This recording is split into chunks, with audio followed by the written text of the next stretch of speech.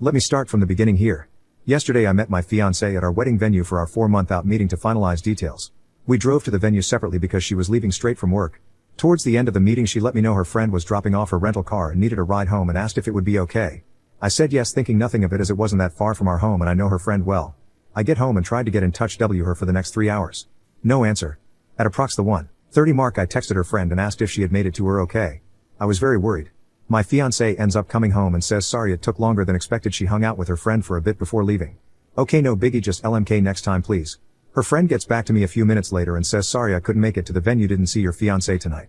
I asked her why she would say this and she said she didn't know, she can't control what her friend says, and walked outside. I'm sketched out AF by this point. I've never done this but I looked at her phone records. Yes, I did and don't regret it. I saw that when she went outside she called her friend that had texted me right after she went outside. I also saw an hour-long call with a number I didn't know on the way to the venue. I asked her what rental place they went to and multiple other questions. She had quick answers and they seemed legit. I thought maybe I'm crazy here, I need to chill and sleep on it. This morning I asked her to please see the text from her friend asking her to pick her up and I would apologize for questioning her the previous night. She said no.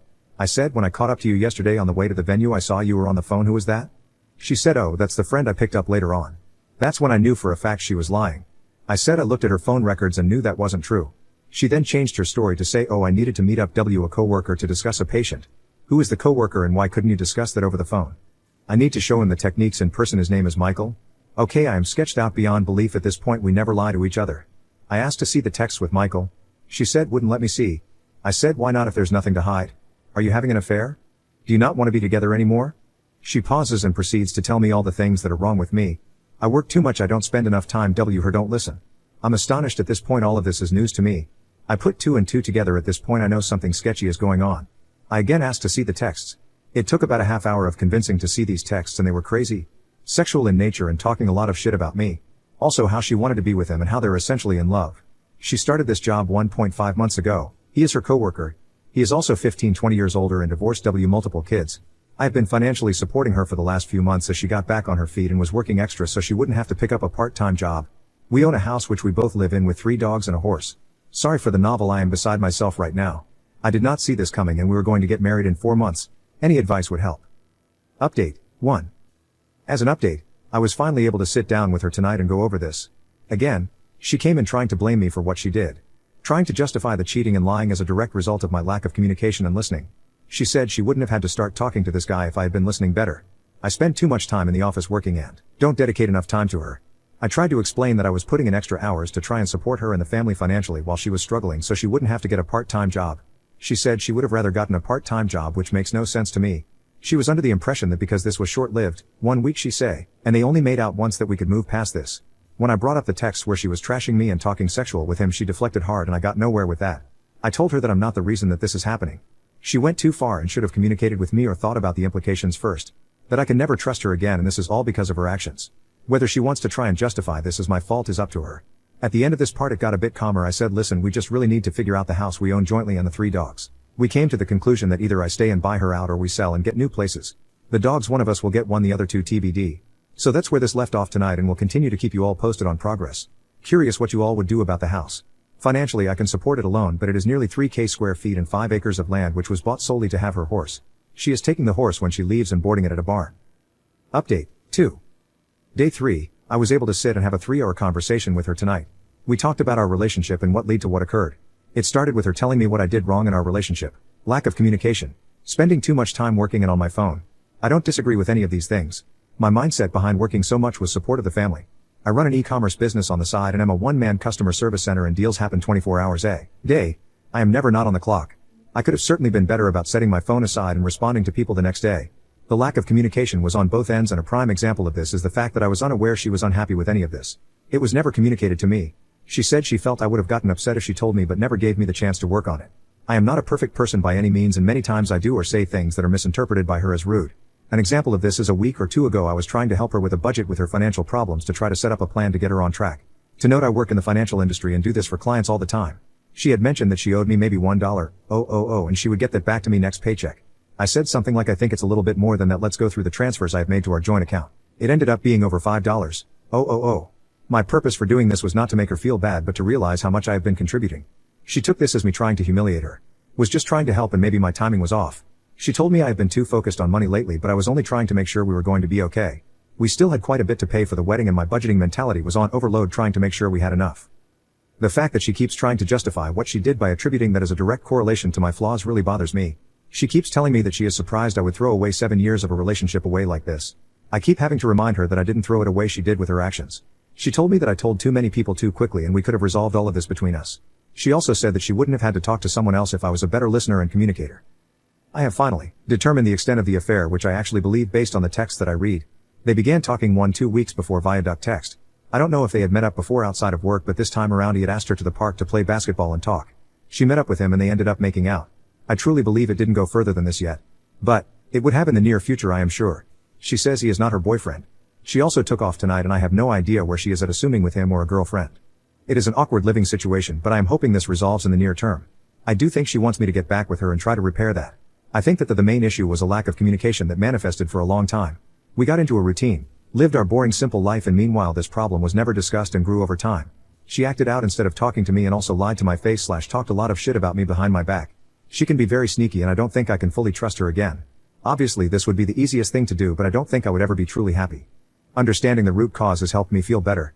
If nothing else, it will allow me to address my personality flaws / communication issues and see things from another perspective.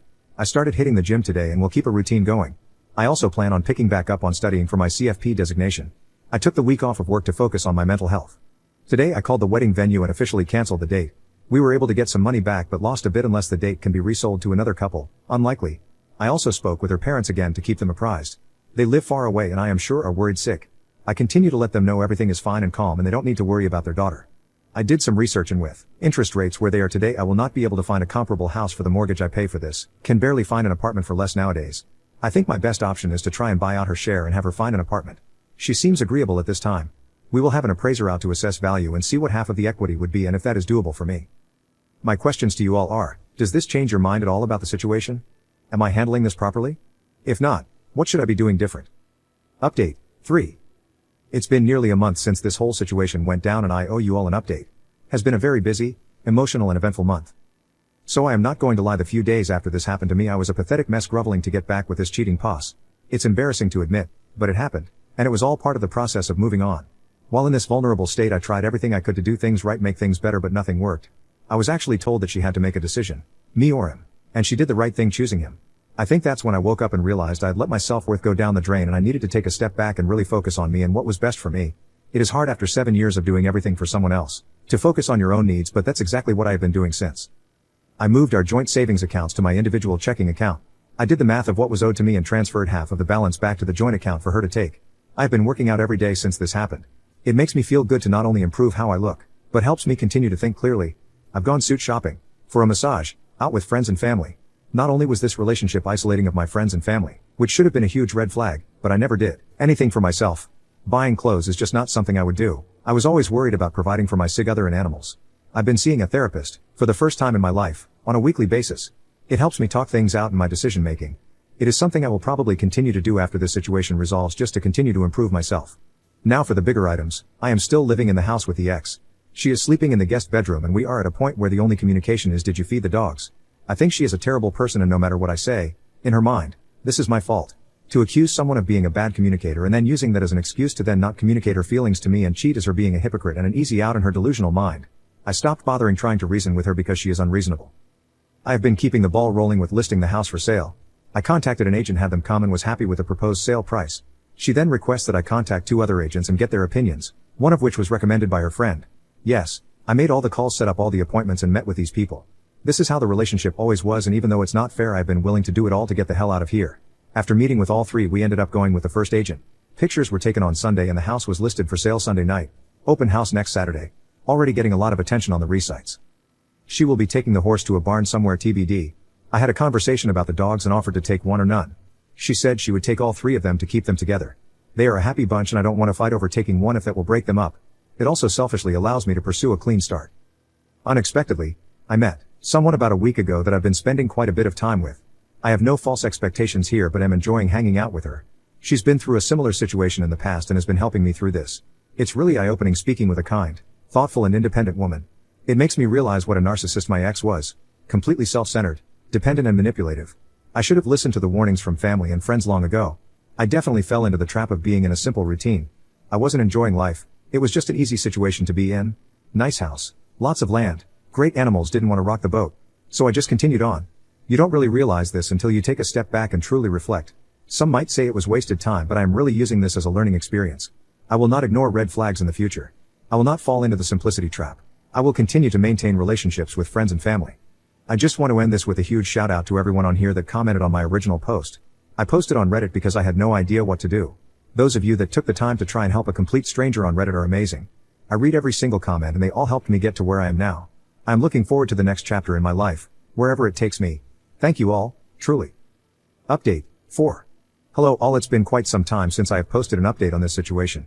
It's wild to think that all of this happened more than 4 months ago now. With time this has gotten so much better, and hopefully if someone stumbles upon this going through the same situation, it will help them realize that time heals everything. I shared the house with my ex until mid-May. It was painful being there with her and the dogs, knowing that my life as I knew it had ended. We were roommates who didn't like each other. I tried to avoid her as much as I could, but it was impossible. We stayed in different bedrooms, but the dogs were allowed to roam to and from at night, doors open. After the first few weeks she stopped sleeping out, and it didn't happen almost at all for the remainder of the time at the old house. The constant texting and phone calls, however, did not. I think they decided not to pursue a relationship but remained friends. I don't know for sure and didn't care enough to ask. She moved out in mid-May along with 2 of the 3 dogs. Saying goodbye to them was awful. The loss I felt could be compared to a loved one dying. During my last month there I met up with the ex and 2 dogs at a dog park a couple of times. While they recognized me and were happy to see me, I could tell that they were doing just fine without me, which made me feel better. There was little conversation with the ex other than about how the dogs were adjusting. She moved to a run-down house in a run-down area, to put it nicely. There was a yard for the dogs, but it was not fenced in. The last I heard she was working on finishing the fence. During this time period I hit the gym every single day. I also grinded hard at my side hustle. I knew life was going to get expensive and wanted to prepare myself. In the time period from March-June 15th when I moved out, I had done 6 figures in sales at this side hustle. I also made 0 big purchases. This allowed me to save a significant sum in addition to the proceeds from the sale of my old property. Due to this, I was able to comfortably afford a nice house in a nice area with a decent sized yard for the dog that stayed with me. Selling the old house was easy. Buying the new house was absolutely brutal. Thankfully, the buyers of my old house allowed me to rent it back from them for a month until 6/15. I made offers on a total of 5 houses and finally got the last offer accepted towards the end of May. It is really nice being out of the old place. The memories associated with that house haunted me every day. Especially after my ex left with the other 2 dogs. It was just very empty. Moving was a pain, but friends and family came in clutch to help with it all. I have now been here a little over a month and it is feeling more like home daily. I am still seeing the same woman, who is now my official girlfriend. I live a bit closer to her now, which is nice. She treats me really well and I am very lucky to have her in my life. She helped me get through this situation and has been very cognizant and accommodating relating to my need for space and my emotional ups and downs. I've never been with someone who communicates so well, and it is making me a better communicator myself. My emotional intelligence has also grown significantly. Overall, life is good. While this was one of the hardest things I've had to go through, I feel blessed that it happened. I was going to marry a completely self-centered, ungrateful boss. I was so comfortable with my daily routine and didn't want to disrupt my animals' lives or lose my house, so I was willing to put up with being miserable. I will continue working on myself and learning more about my own wants and needs. I will also continue to provide my dog with the best life possible. I do think about my ex regularly. Lots of flashbacks of good and bad memories. My new therapist has been extremely helpful, helping me realize that I probably won't ever get the apology from her that I want. She's just too proud to admit what she did was wrong. Communication with my ex has been very limited. I don't plan on seeing her or the other 2 dogs again. I've accepted that is what is best for everyone.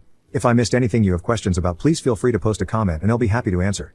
This situation is over at this point and I won't be making any more posts on the subject. Thanks for following the saga and for all the support through the process.